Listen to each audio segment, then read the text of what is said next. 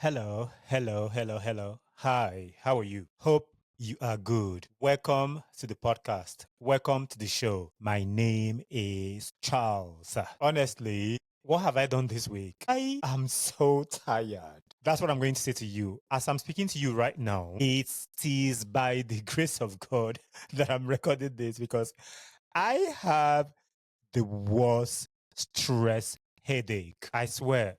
The stress headache I have is mad. What I need to do is, as soon as I finish recording this, I'm going to drink a lot of water. I was at a meeting today and I was falling asleep. I tried as much as possible for them not to notice that I was sleeping. I was trying to fall asleep. Oh my God. Okay. Some Nigerians are mad. You know what's so shocking is some of these people who claim that they don't like gay people, they hate you for being gay, they hate you for being queer, but you are constantly wanting to speak to me all the time.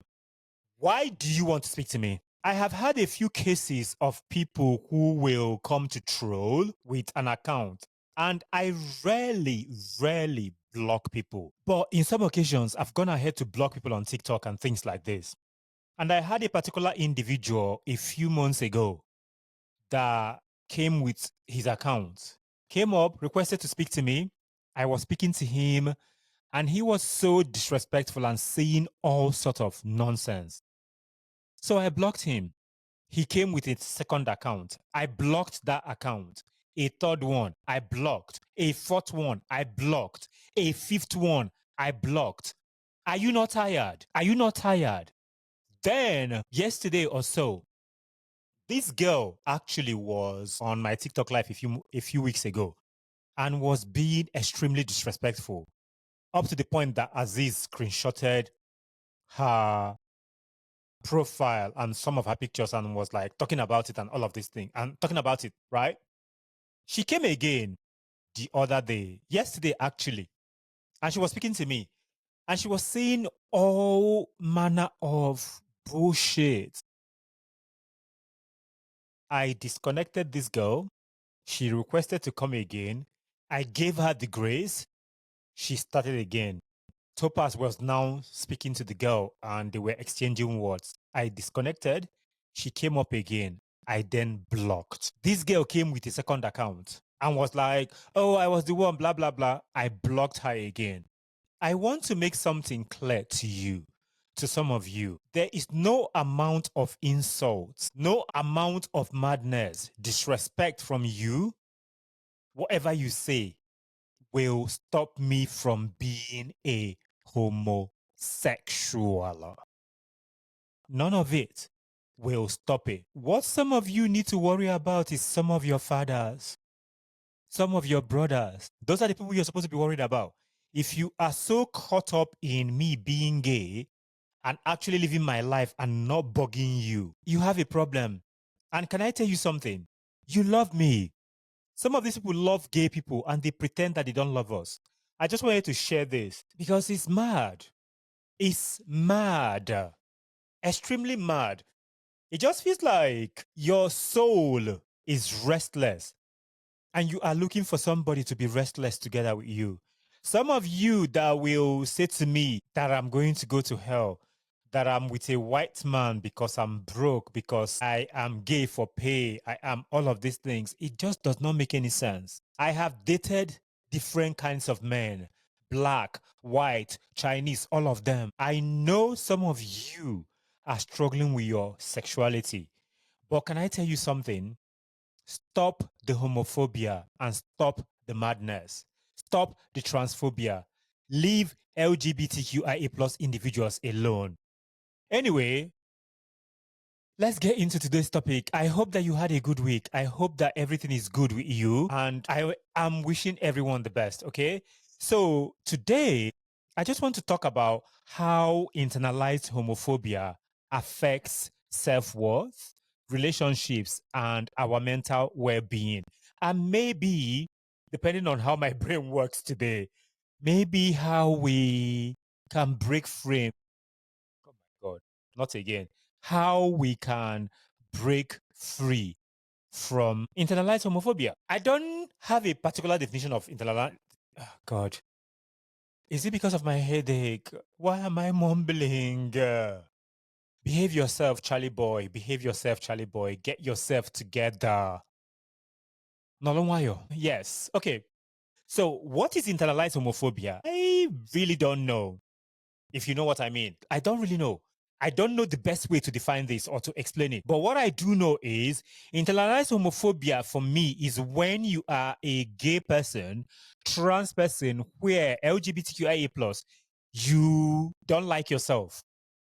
You don't like who you are. You get really, really worked up when someone is being gay or a lesbian around you. It makes you uncomfortable. Some of these people, it can make them so uncomfortable that they will actually want to harm someone that is queer. I have been around people who I think in my own mind, I am not saying I know it all because I don't. But from what I can see from them, because they are suffering with who they are, some of them are gay people that I know that are not even from Nigeria. They will have issues with certain things. And when you raise it up when you raise it up and when you bring it up to them and you say to them, do you think you are struggling with who you are? Do you think you have internalized homophobia? They'll be like, no, I don't. Internalized homophobia can come in so many ways. This is because of the way society has made queer people to see themselves as something that is wrong. So when you begin to look at yourself that you are wrong, anyone that is like you or does not, in quote, represent what a real man should be, you will start to have problems with things like this. Let me give you an example. Not even a few, a lot of gay men will say to you, I want someone that is masculine. I don't want to date someone that is effeminate. You are too girly. Yada, yada, yada, yada. But that is too gay. That is this. That is internalized homophobia. I don't understand. There's a difference between you not being attracted to someone, and there's a difference between you saying because of someone is a particular way in your head that that person is effeminate or something, that means that you're not going to be attracted to them. Let me tell you something. There are a lot of men who are effeminate and that sexy. I just feel like, not that I feel like, a lot of you have bought into this nonsense. And let me tell you, internalized homophobia is the same thing as homophobia, but it's the fact that you are doing it to yourself. You are doing it to yourself. You need to allow yourself to be free. You need to stop having all the hang-ups that does not make any sense.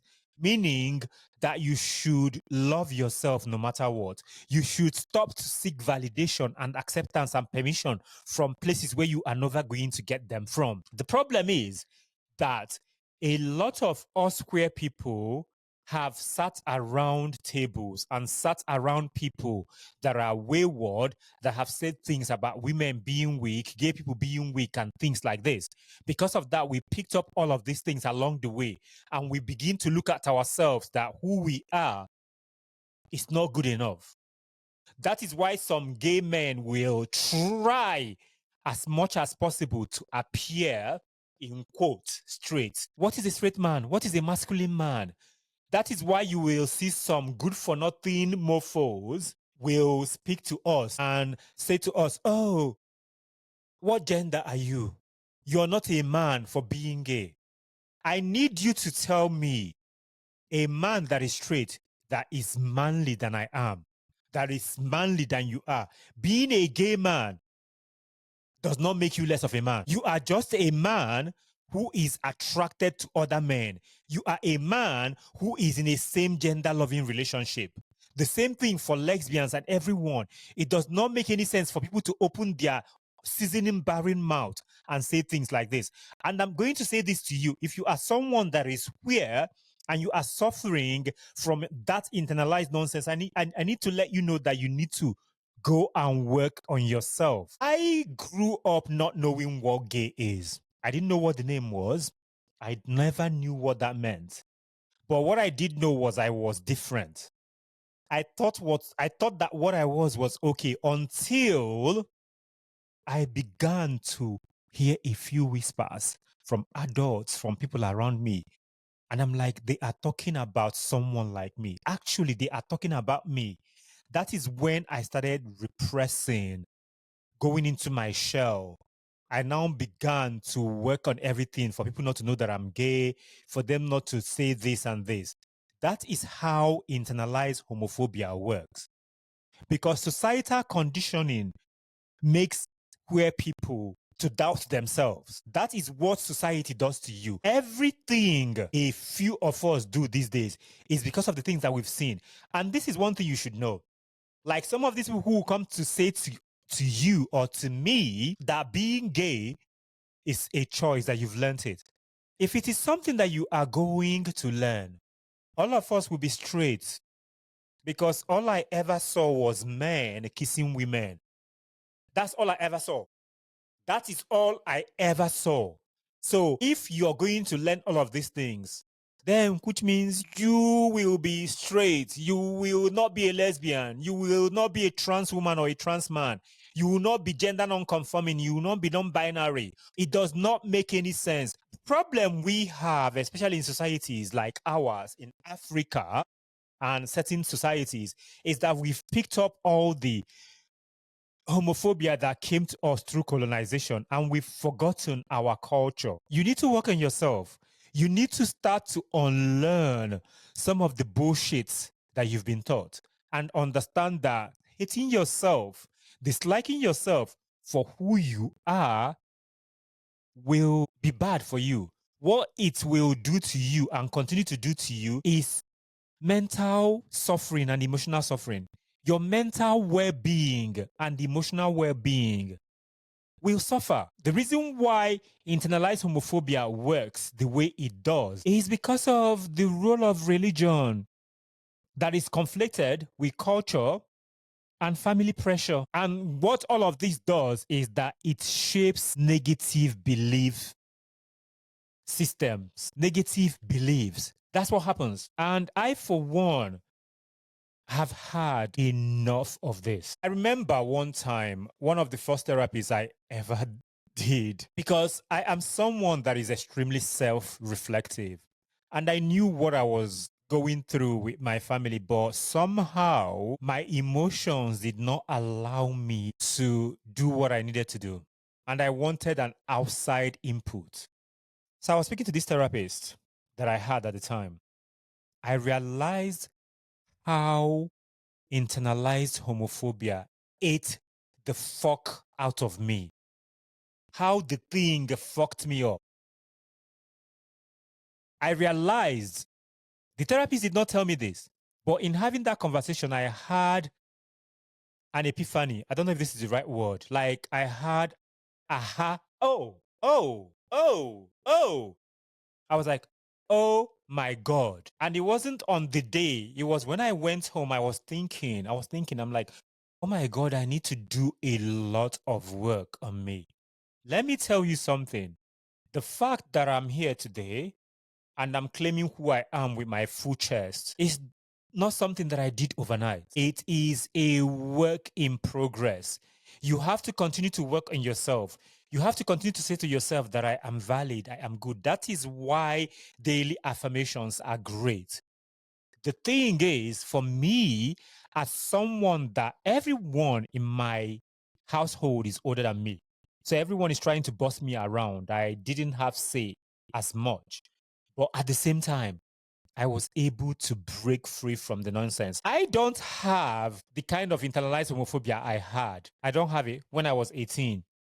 Now, I think the only thing I would say that really is a problem for me, not really a problem for me, but I will call it a problem, is that some of my older relatives, I don't want to talk to them and have conversations about my sexuality with them because it's a waste of time for me. So I just allow them to talk to me because I feel like if it's something that I have overcome, I will just tell them and not care, because there's still a part of me that feels like I should respect who they are and what they think about me. Sorry. And that is part of internalized homophobia, because you are allowing yourself to feel small for people. Let them know. One of them I don't really care, but one of them I do. one of my mom's younger sister. But the thing is, I'm going off on a tangent here. But what you need to do for yourself is say to yourself every day, being gay, expressing myself, and living myself unapologetically is who I am, and not care about what anybody is going to think. The problem we have, why in countries like Nigeria, Ghana, and the few African countries, why we have a lot of hypocritical fools is because they've picked up on this nonsense that I have to keep up appearances. Nobody has to know what I'm doing. I have to be big. I have to do this. For me, those things have melted away. They melted away since. I don't have self-hate. I don't hate myself for being gay. I don't hate myself for how I dress. Let me tell you what internalized homophobia did to me as well. I was not really dressing the way I was supposed to dress, the way I wanted to dress. I was doing it before, and then at one point I stopped. And I was trying to have this sort of like way whereby nobody should know that I'm gay. I remember somebody seeing a particular video of mine and they said, "Oh, why are you carrying a bag? Are you gay?" And for a moment, I wanted to like stop carrying the bag. And I'm like, no. That was when I started changing and started wearing the things that I have always wanted to wear. Clothing is part of self-expression. So how you express yourself shouldn't matter to anyone. It should matter to you. What makes you comfortable and how you feel about yourself. Even amongst us queer people, there's a lot of people that you think are actually okay and out. When they speak to you and you have conversations with them, you will come to realize that they are suffering from minute internalized homophobia, that they need to do a lot of work on themselves. And that is a work in progress. And that's something for you to recognize because a lot of us queer people somehow are still struggling. That's why you will see people who will come and say to you, why do you have to be loud with it? Why don't you be gay in silence? Why don't you not show it to people? Why can't you just be at home? Even where people get to say this nonsense. Let me tell you, once you stop feeling ashamed of being queer and trying to suppress your identity, you will be fine. This is something that I don't do. I am not ashamed of who I am. That is why one of my friend, I was talking to him, he's gay. He was like, Charles, you don't have shame, or me, I cannot come out and people will know about me. I won't do it. I said, yeah, you are different. And this guy now said to me, yeah, it's like you are dancing naked. Your nyansh is open everywhere on the market square and everyone is looking at you. And I'm like, let it be that way. I'd rather have it that way, have my peace of mind, and go to bed and sleep really, really peacefully. I have said this before. One of my biggest successes in life is the peace of mind that I have, knowing that I'm who I am and I'm okay with it. And I'm not trying to deceive anybody into thinking that I'm straight. I don't want you to call me straight because I'm not straight. It's like some of these people who will come and insult us and say, oh, you gay, you gay. What am I? What am I? Gay, homosexual. Is that supposed to be an insult? So once you get to a point where you are okay with yourself and not care, not give any care, don't pay them any attention about who you are when they insult you, my dear, you've won. You've won. I think that the problem we have is that place where you are in between. Am I queer enough? Did I say enough? Am I queer enough or am I not queer enough? This is something that internalized homophobia does. So you are in between, like in between somewhere, like it's like a pendulum. Come, you don't know where you are. You'll be like, oh my God, am I gay? Am I not gay? Maybe people will know I'm gay. Do they know I'm gay? Am I gay? If they know now, oh my God, maybe they will know. If they know, what am I going to do? You don't need that. You don't need that. Stop it. You don't. Stop it. Stop it. This has happened to me somehow. I've said this before and I've shared. One time like this, not one time, this has happened on numerous occasions. There was one time like this in Manchester. I just decided to go into a gay bar and I was about to go in.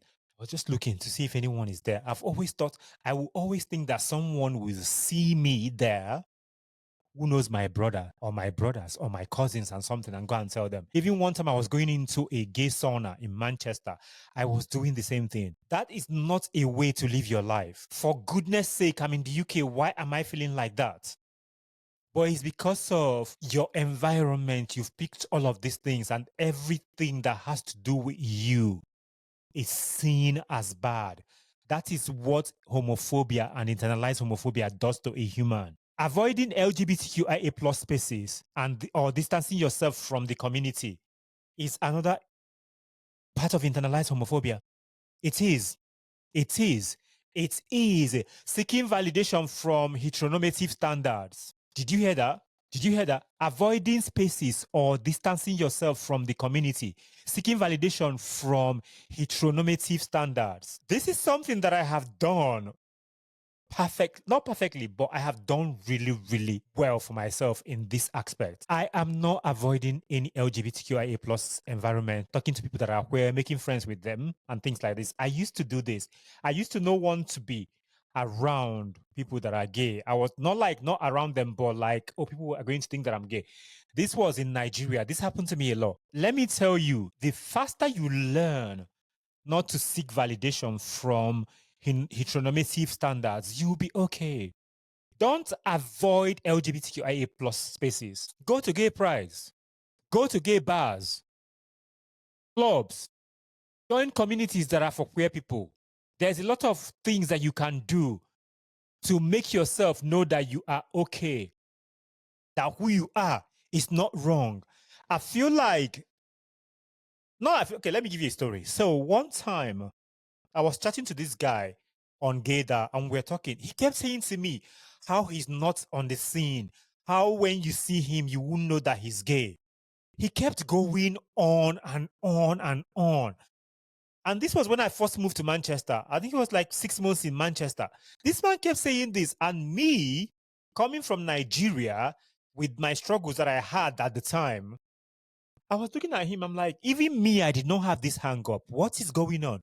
When I went to see this man, I'm not trying to be disrespectful. I'm not trying to be mean, but he was everything that he was saying that he doesn't want to be. And there is nothing wrong with that. There is nothing wrong with every of the things that he said. But what has happened to him is that he grew up hearing people saying, oh, you're too gay. You look like a woman. That is wrong. This is wrong. Yada, yada, yada, yada. And he's picked up all of those nonsense. You see? That's what happens. So you need to not seek any validation and make sure that you are around your people as we do. Yes, because we are so gay. You know what I'm saying? So it doesn't make any sense. Let's talk about the journey to unlearning and self-acceptance. What have you done? What are you doing? What are you doing? What is your plan? Have you thought about how you need to get there? The journey is different for every one of us. My journey took me a long way to get here. And I am here. I am fab. I am the vibes. I am the moment. I am everything fab, good, amazing times 2000. And that should be the same for you. That should be the same for you. If you are a beginner in your journey, if you are starting from today, it is not late. It is never too late. You are doing well already. Acknowledging that you need to work on yourself is amazing. It's success already. It shows that you are on the right path. Recognizing that being queer is not a flaw, but a gift. You have to do that. You have to recognize that is not a flaw, that is a gift. My dear, we are amazing. You need to recognize that you are not wrong. You are not evil. You are not a taboo. You are not abnormal. Once you recognize all of these things, your journey becomes easier and your destination will be easier for you to get to. You will get to your destination like that. And this is the problem a lot of us queer people have, because some of us feel that who we are is flawed. Who we are is wrong. who we are is evil, is a taboo, you are a sinner, and all of these things. No, you are a fabulous gift to mankind. You are unique. You are amazing. You are wonderful. And if you continue to say that to yourself, you are beautiful the way you are. You were born the way you are. Once you understand this, you will have a good vibe. You will be good. This is something that I did for myself. It wasn't easy. That is why representation matters. That is why it matters. I feel like we need, not I feel like, why am I saying I feel like? I've said that a lot today, I think. We need to rewrite in our heads, in our mind, in our soul, everything about us, the harmful narratives that we've been taught, that we have heard, and replace them with self-affirming beliefs. So, what do I mean by this? You say to yourself, I'm fab, I'm good, I'm amazing, who I am is not wrong. Affirmations, affirmations, affirmations. If somebody is not affirming you, affirm yourself. That is why sometimes when I speak to certain people that are extremely young and they are struggling, I make sure that I affirm them amazingly. It is important.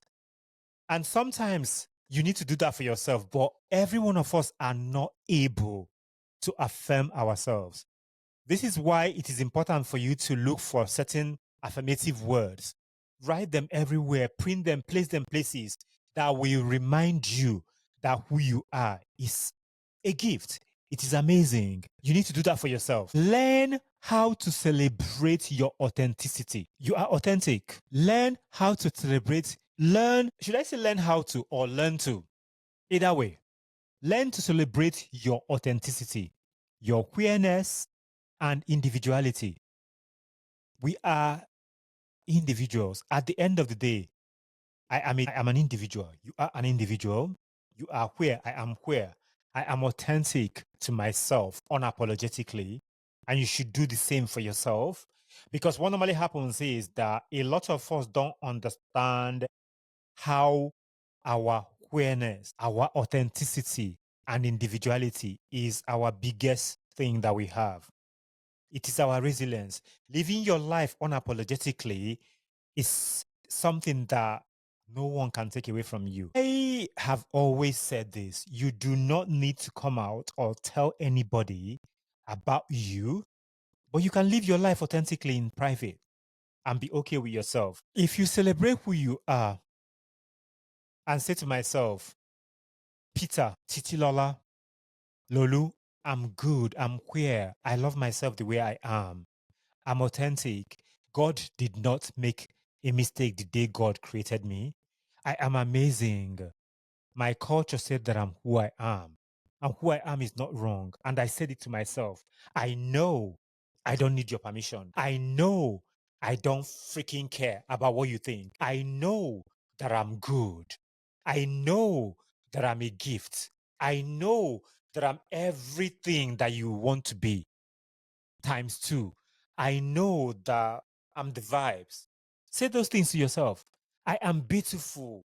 No matter what they say, look at me. Like this story my friend told me one time when this guy was like, if I don't go, for some of you who don't know, Canal Street in Manchester is where they have the gay village. He will be like, if I don't go to the village, if I don't go to Canal Street, what would the uglies look at? That is somebody that loves themselves and understands that being gay is not a sin, it's not a taboo, and they love themselves and themselves for who they are. Like me, I love myself. That is why no matter how you insult me, no matter the evil comments, the insult, it doesn't change anything about who I am. Because I understand that you are the problem. And that should be the same for you. Understand that you are not the problem. They are the problem. You are not. Because the day God created you amazingly. And that's a fact. The power of community and representation, we need it. We need it. That is why we have this podcast. That is why we are on social media. That is why we are saying we are building our community. it is important to see that people are living their lives unapologetically, authentically, and doing what needs to be done. Let me tell you something. If you are not able to see people that are like you, people that are in your community, living and leading their lives fabulously, you will think that you are alone. And feeling alone is one of the worst feelings that you can have as a human being. You are not alone. That's why this podcast is here. Let me tell you, connecting with other queer people can help reshape your self-perception. That is why we are in community. That is why I'm so happy that I'm meeting a lot of people and that we continue to meet, because I love that. It's something that helps me to know that I am not alone. There are people like me. And once you see these things, even if you're not able to speak, if you come to these panels, or maybe be it a WhatsApp group, a meetup group, whatever that group is, or wherever you go to, be in community. Even if you're not speaking, the fact that you are in an environment where other queer people are and you are talking, you are having these conversations and you are listening, my dear, what it does to you and for you mentally and emotionally, I don't think you understand. With time, you understand. Or maybe you already know. Maybe you already know. Maybe you already know. And I cannot emphasize this enough, the importance of positive LGBTQIA plus role models and representation. This is why you need to know what you are doing and the things that you're talking about. I get really, really frustrated when certain people come and you want to speak to them. Of course, if you have a platform, you're going to speak to people, even if they are wayward, right?